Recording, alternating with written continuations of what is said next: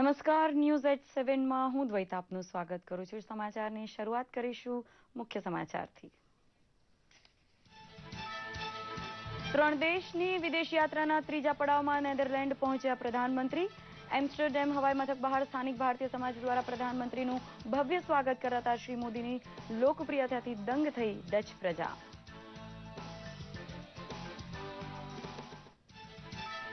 પાકિસ્તાનને પોતાની ધરતીનો સરહદ પાર ત્રાસવાદી હુમલા માટે થતો ઉપયોગ બંધ કરાવવાની સહિયારી કડક ચેતવણી આપે છે ભારત અને અમેરિકા. 26/11ના મુંબઈ ત્રાસવાદી હુમલા તથા પઠાણકોટ હુમલાના કાવતરાખોર સામે પગલાં ભરવા કહ્યું. રાષ્ટ્રપતિ ડોનાલ્ડ ટ્રમ્પને ભારત પ્રવાસનું નિમંત્રણ આપતા પ્રધાનમંત્રીએ કહ્યું, ગ્લોબલ એન્ટરપ્રિન્યોર સમિટ માટે ભારત આવનાર પ્રતિનિધિમંડળનું નેતૃત્વ કરે ટ્રમ્પ પરિવારની દીકરી ઇવાન્કા.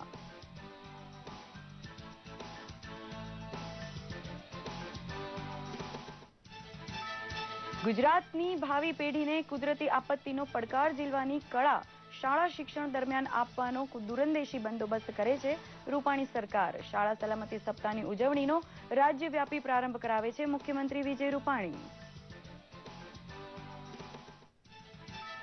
દક્ષિણ ગુજરાતથી માંડી સૌરાષ્ટ્રના દરિયાકાંઠે આવેલા જિલ્લામાં અતિભારે વરસાદની આગાહી થતા સતર્ક બન્યું વહીવટીતંત્ર. ચોમાસાનું આગમન સમયસર રહેતા હરખાયું છે ગુજરાત. પહેલા વરસાદે ઠેર ઠેર પાણી ભરાતા હરખ સાથે સૌએ ભોગવી હાલાકી.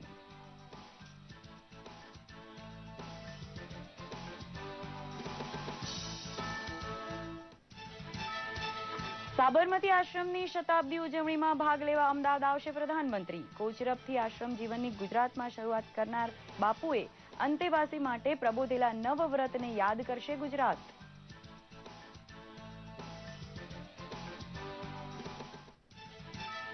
ગુજરાત ભાજપના મહિલા મોરચાની બેઠકમાં આગામી ધારાસભા ચૂંટણી માટે હાથ ધરાયું બૂથ કક્ષાનું આયોજન. હાર જીત માટે મહિલાઓ દ્વારા થતું મતદાન મોટા ભાગના બૂથ ઉપર નિર્ણાયક સાબિત થતું હોવાથી સ્ત્રી શક્તિકરણની વાત ઉપર ધ્યાન કેન્દ્રિત કરાશે.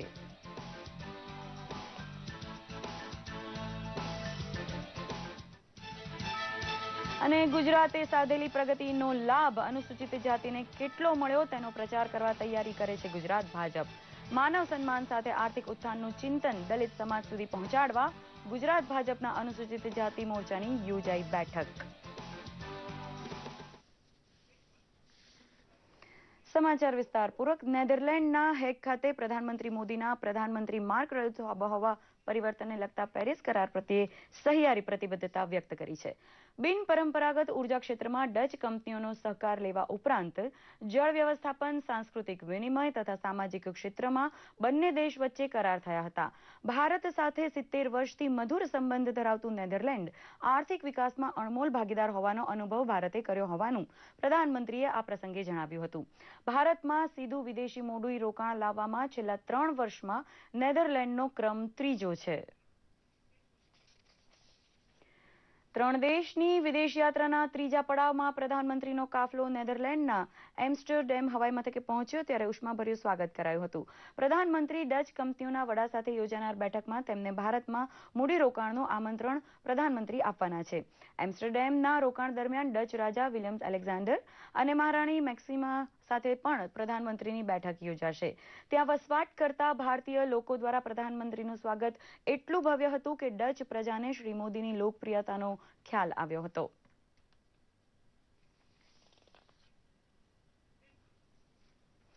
પ્રધાનમંત્રી નરેન્દ્ર મોદી અને અમેરિકી પ્રમુખ ડોનાલ્ડ ટ્રમ્પે આતંકવાદ અને તેના અડ્ડાઓને સાથે મળીને ખતમ કરવાનો સંકલ્પ જાહેર કર્યો હતો. પ્રધાનમંત્રી નરેન્દ્ર મોદીએ કહ્યું કે બંને દેશ આતંકવાદનો સામનો કરવા અન્વયે સહયોગ આપશે. પ્રસ્તુત છે એક અહેવાલ. અમેરિકી મુલાકાતે પહોંચેલા પ્રધાનમંત્રી નરેન્દ્ર મોદી અને પ્રમુખ ટ્રમ્પે ત્રાસવાદને સાથે મળીને સામનો કરવા સંકલ્પ કર્યો છે. બંને નેતાઓએ પાકિસ્તાનને ત્રાસવાદની ફેક્ટરી બંધ કરવા ચેતવણી પણ આપી હતી. અમેરિકા મહત્વનો મિત્ર દેશ હોવાનું કહેતા પ્રધાનમંત્રી મોદીએ જણાવ્યું હતું કે ભારત અને અમેરિકા સાથે મળીને દુનિયા માટે ઘણું બધું કરી શકે છે. आतंकवाद से लड़ना और आतंकवादियों को सुरक्षित पनाहगाहों को समाप्त करना हमारी सहभागिता का एक महत्वपूर्ण भाग होगा. हम आतंकवादी संगठनों से जुड़ी हुई समान चिंताओं के संबंध में इंटेलिजेंस और सूचना के आदान प्रदान को बढ़ाएंगे तथा पॉलिसी कोऑर्डिनेशन को यथासंभव गहरा करेंगे। બંને નેતાઓએ સંયુક્ત નિવેદનમાં કહ્યું કે ત્રાસવાદ એક વૈશ્વિક પડકાર છે અને વિશ્વના તમામ વિસ્તારોમાં તેનો મુકાબલો થવો જોઈએ. પ્રધાનમંત્રીએ દ્વિપક્ષીય વાટાઘાટોને મુદ્દે સંતોષ વ્યક્ત કર્યો હતો. राष्ट्रपति ट्रंप और मेरी आज की बातचीत हर प्रकार से अत्यंत महत्वपूर्ण रही है क्योंकि यह परस्पर विश्वास पर आधारित थी, क्योंकि इसके मद्देनजर ये हमारी वैल्यूज, प्राथमिकताएं, चिंताएं और रुचियों की समानता भी थी. પ્રધાનમંત્રીએ કહ્યું કે બંને દેશ દ્વિપક્ષીય સંબંધોને ઊંચાઈઓ પર લઈ જવા પ્રતિબદ્ધ છે. हमारी ऐसी मजबूत स्ट्रेटेजिक पार्टनरशिप है जिसने मानव प्रयासों के लगभग सभी क्षेत्रों को स्पर्श किया है.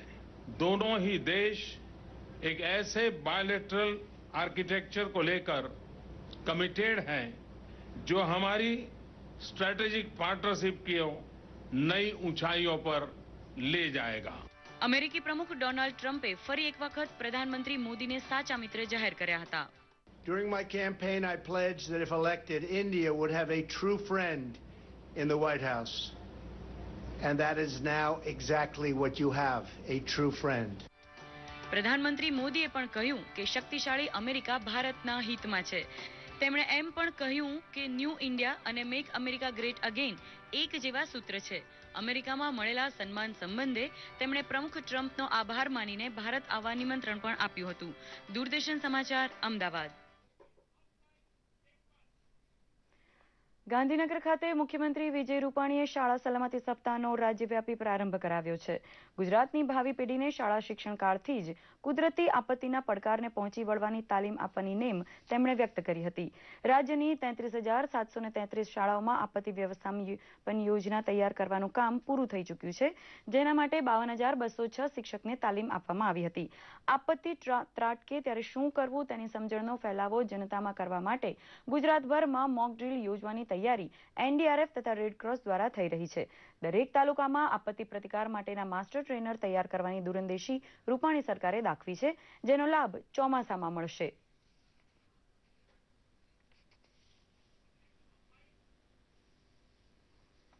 આપણે કેવી રીતે આપત્તિ સામે લડવું, જજુમવું અને આપત્તિ પહેલા પણ શું કરવું, આપત્તિ પછી પણ શું કરવું, એ માટે શાળા સલામતી સપ્તાહ ઉજવવાનું સરકારે નક્કી કર્યું છે.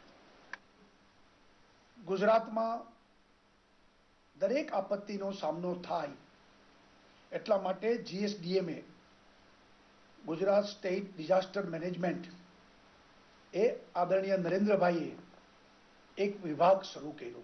શાળા સપ્તાહ દરમિયાન આ બધી વસ્તુનું ગંભીરતાપૂર્વક બધી શાળાઓમાં આ સલામતી સપ્તાહને ધ્યાનમાં રાખી અને બધા કાર્યક્રમ કરશે.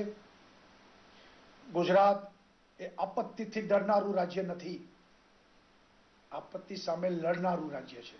આપણે ત્યાં શિક્ષણ વિભાગ અને ડિઝાસ્ટર મેનેજમેન્ટ એના સંયુક્ત ઉપક્રમે આ કાર્યક્રમને શુભેચ્છા આપું છું.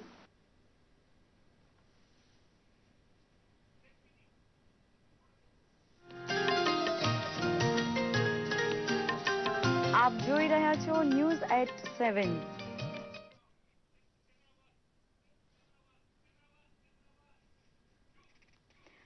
ગુજરાતમાં 27 થી 30 જૂન દરમિયાન શાળા સલામતી સપ્તાહની ઉજવણી શરૂ થઈ છે, જે હેઠળ શાળામાં ભણતા બાળકોમાં આપત્તિના સમયમાં પોતાનો અને સ્વજનોનો બચાવ કઈ રીતે કરવો તે મુદ્દેની જાગૃતિ આવે તે હેતુસર આ કાર્યક્રમનું આયોજન થતું હોય છે. છોટાઉદેપુરની એક શાળામાં પણ એનડીઆરએફ ટીમે વિદ્યાર્થીઓને પૂર, ભૂકંપથી માંડીને સાપ કરડી જવાના કિસ્સામાં બચાવ માટે શું કરવું તેનું માર્ગદર્શન પૂરું પાડ્યું હતું. કુદરતી આપત્તિ જેવા સંજોગોમાં રાખવા યોગ્ય સાવચેતીનું માર્ગદર્શન આપવા ઉપરાંત એનડીઆરએફ ટીમે બચાવ કામગીરીનું જીવંત નિદર્શન શાળાના વિદ્યાર્થીઓને માર્ગદર્શન આપ્યું છે. આ પ્રસંગે જિલ્લા કલેક્ટર વિજય ખરાડી, જિલ્લા આપત્તિ વ્યવસ્થા મંત્રીના અધિકારીઓ અને શિક્ષણાધિકારીઓ પણ ઉપસ્થિત રહ્યા હતા.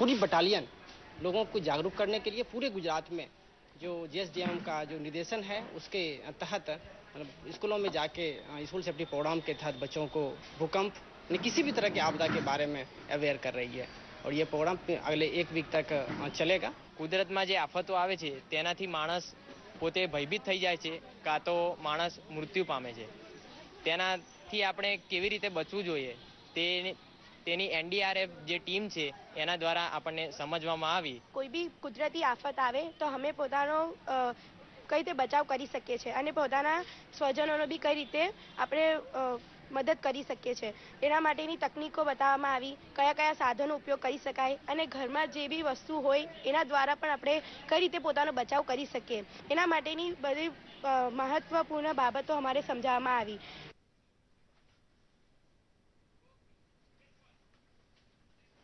રાજ્યના તમામ વિસ્તારોમાં મેઘમહેર થઈ ચૂકી છે।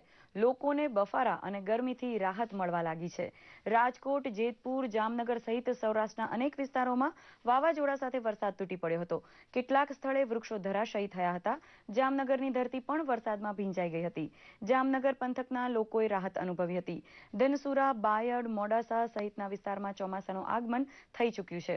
નડિયાદ સહિત મધ્ય ગુજરાતમાં પણ ધોધમાર વરસાદ પડતા રસ્તા પર પાણી ભરાઈ ગયા હતા। ઉત્તર ગુજરાતના દિયોદર, પાટણ સહિતના વિસ્તારમાં પણ વરસાદ વરસતા ખેડૂતોમાં આનંદની લાગણી ફરી વળી હતી। પાટણમાં વરસાદને કારણે રસ્તા પર પાણી ફરી વળ્યા હતા।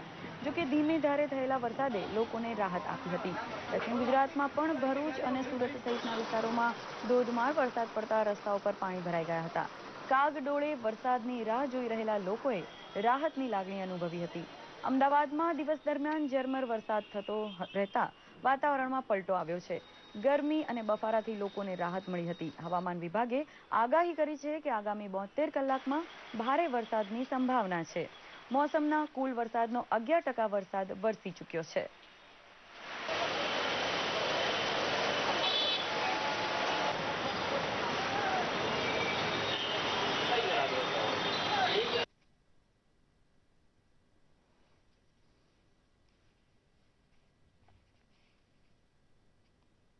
अभी हमारा IMD के फोरकास्ट के मुताबिक 24 जून से एक बरसाती माहौल चल रहा है पूरा स्टेट में, वो अभी भी बरकरार है।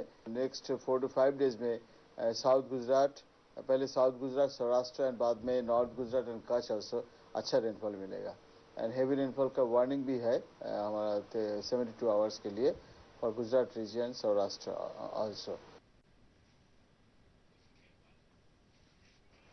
વર્ષ 1975માં ઇન્દિરા સરકારે લાદેલા કટોકટીકાળ દરમિયાન લોકશાહીને બચાવવા મીસા જેવા કાળા કાયદા હેઠળ જેલવાસ ભોગવનારા આગેવાનોનું રાજ્યપાલ OP કોહલીએ સન્માન કર્યું હતું।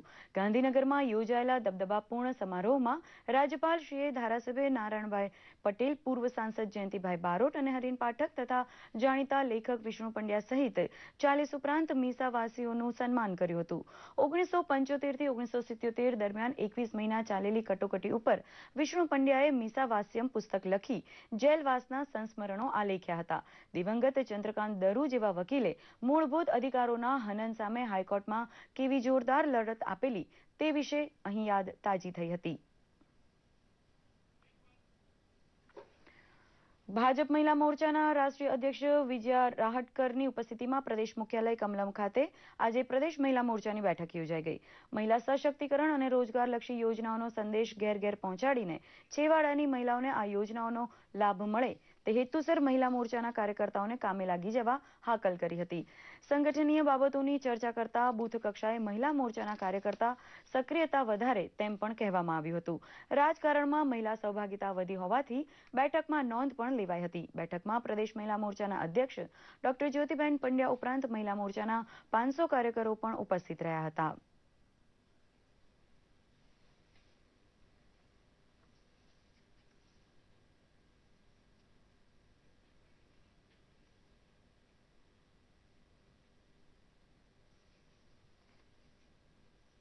आदरणीय प्रधानमंत्री नरेंद्र भाई मोदी जी की सरकार को, केंद्र की सरकार को 3 साल पूरे हो गए हैं और ये कार्यकाल बहुत सफल रहा है। अनेक योजनाओं का महिलाओं के लिए उन्होंने निर्माण किया है, जिसका लाभ महिलाओं को मिले। इन योजनाओं का हम घर घर तक लेके जाए ताकि महिलाएं वो लाभान्वित हो जाए, इसका भी हम प्रयास कर रहे हैं। आने वाली विधानसभा में 150 के ऊपर हम सीट जीतकर ही रहेंगे। उसके लिए महिला मोर्चा मजबूती से काम करेगा, लोगों तक जाएगा और जो जो काम हमने किए हैं उनको समझाएगा। કે મહિલાઓનું રાજનીતિમાં કામ કરવું અને મલ્ટીટાસ્કિંગ હોવું એ એક વિચાર અને વિચારશીલ બહેનોને આમાં જોડવી એ આખી પરંપરા છેલ્લા 2 દાયકાઓમાં જોઈ રહ્યા છે. સાથે સાથે સમાજમાં રહેલી બહેનોને લાભ થયો છે. એમના નામે મકાનો, પ્રોપર્ટી અને બધું થયાના હોવાના લીધે બહેનો અમારી સાથે જોડાયા છે.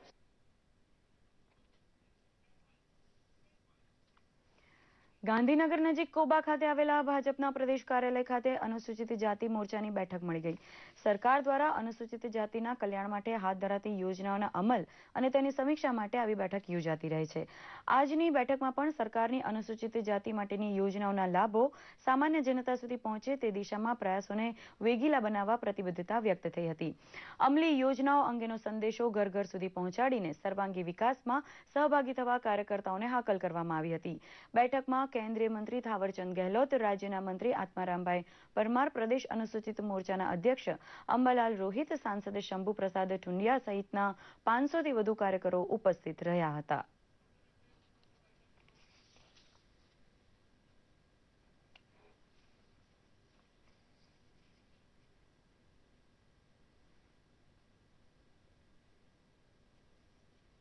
विधानसभा चुनाव को भारी बहुमत से जीतना है और लक्ष्य तय किया है 150 प्लस. इस लक्ष्य को सार्थक रूप देने के लिए, इस लक्ष्य को पूरा करने के लिए अनुसूचित जाति मोर्चा भी अपनी अहम भूमिका निभाना चाहता है और उस दृष्टिकोण को ध्यान में रख करके अवेयरनेस सम्मेलन या जागरूकता सम्मेलन के रूप में इस प्रकार की बैठक की जा रही है. सबका साथ सबका विकास की भावनाओं को लेकर के अनेक नई योजनाएं बनी हैं और उस पर तेज गति से अमल करने में भी हमको सफलता मिली है. आज भारत का अनुसूचित जाति वर्ग का नागरिक, व्यक्ति, मतदाता पिछले 10 सालों की तुलना में भारतीय जनता पार्टी के साथ बहुत अधिक संख्या में आया है.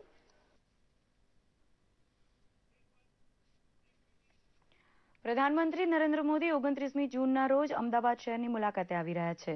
તેઓ અનેક કાર્યક્રમમાં ભાગ લેવાના હોવાથી તડામાર તૈયારી ચાલી રહી છે. ગાંધી આશ્રમની સ્થાપનાને 100 વર્ષ પૂરા થતા હોવાથી સરકાર તેની ઉજવણી કરશે. આ જ પ્રસંગે શ્રીમદ રાજચંદ્રની 150મી જન્મ જયંતિની ઉજવણી થવાની છે. આ પ્રસંગે ગાંધી સ્મૃતિ પ્રદર્શનનું પણ આયોજન થવાનું છે.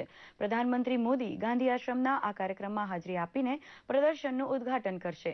પ્રધાનમંત્રી ગાંધી આશ્રમ નજીક જ આવેલા ભૂતપૂર્વ વડાપ્રધાન મોરારજી દેસાઈના સમાધિ સ્થાન અભયઘાટની મુલાકાત લેશે અને ત્યાં જ મેદાનમાં એક જાહેર સભાને સંબોધન કરશે. પ્રધાનમંત્રી ગાંધી સ્મૃતિમાં બહાર પડનારી ટપાલ ટિકિટ અને સિક્કાનું વિમોચન પણ કરશે.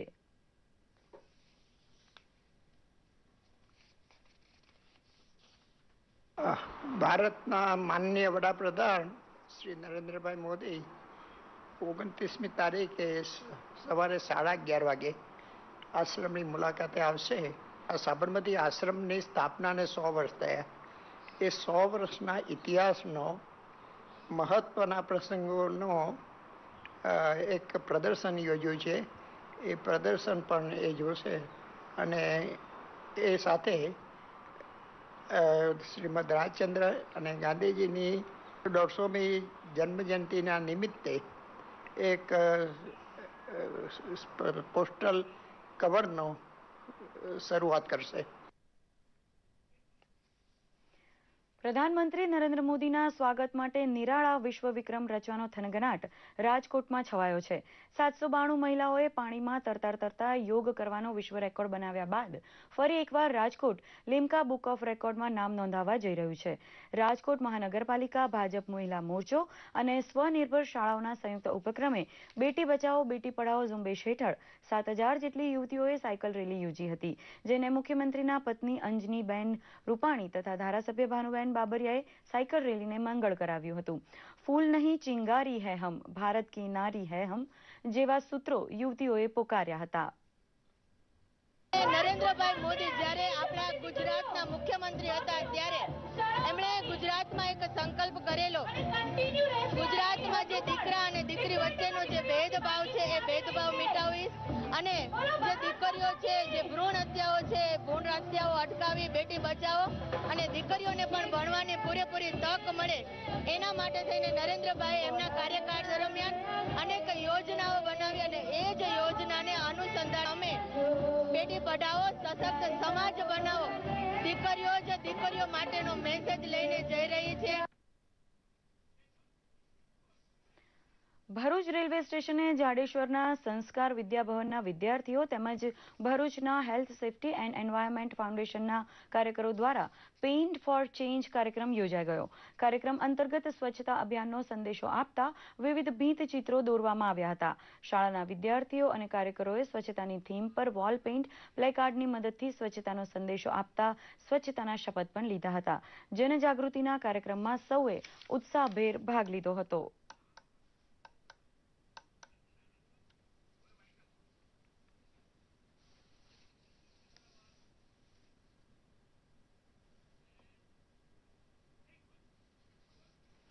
મોરના ઈંડા ચીતરવા ન પડે તે કહેવત સચિન દેવ અને તેમના પુત્ર રાહુલ દેવ બર્મન માટે સાચી ઠરે।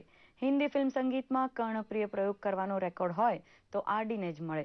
અમર બની ચૂકેલા સંગીતના જનક આરડી બર્મનને જન્મજયંતિ પ્રસંગે સ્મરણાંજલિ આપનાર અનેક પૈકી ડીડી ગિરનાર પણ સામેલ છે। ગુજરાતની દીકરી રીટા પટેલ સાથે લગ્ન કરનાર રાહુલ દેવ બર્મન આપણા જમાઈ ગણાય ખરા, પણ તેમણે કે રીટાબેને ક્યારેય ગુજરાતનો ક્યાંય ઉલ્લેખ કર્યો હોવાનું જાણમાં નથી।